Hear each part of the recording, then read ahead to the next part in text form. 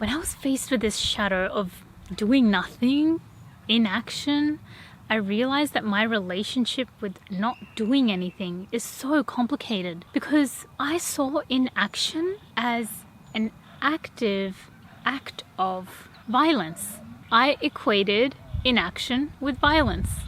The reason for that is I went through a traumatic childhood event in which I had to watch someone close to me suffer, and I was unable to do anything about it.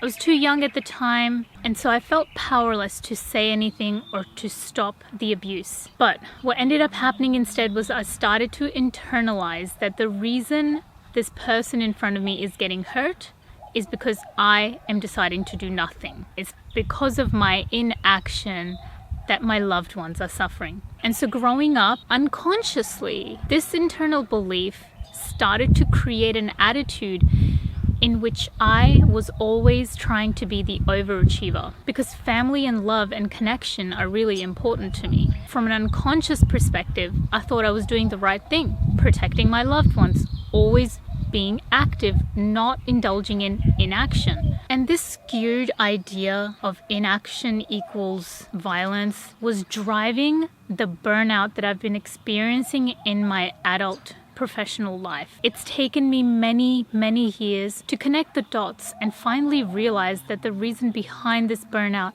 is a skewed limiting belief and a relationship with inaction that is completely unhelpful. The biggest shift for me after realizing this was that I started to see the wisdom in inaction. I started to see that being still, that taking a break and stepping away and stepping back and zooming out was actually a sign of a sacred pause. It's not hesitation. It's a moment to reevaluate what you're about to do and to make sure that it is in line with your values rather than as a reaction to a limiting belief that you've picked up along the way. When I started to make this connection about the pause being a positive thing, I realized that my intuition is most active during this time. It's in that moment just before you take that action where my intuition tells me whether this is the right thing for me or it's the wrong thing for me. And what I was doing by not listening to my intuition, by doing the things and overdoing the things just so that I could protect my family, I was engaging in self-abandonment without even realizing it. And so this is the silver lining that I've gotten from this recent bout of sickness and fever that forced me into inaction. And I would like to share with you, if you are struggling with taking a break and taking it easy sometimes,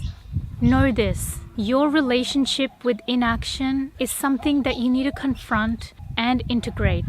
But before that, you need to understand it with compassion and accept it as part of who you are.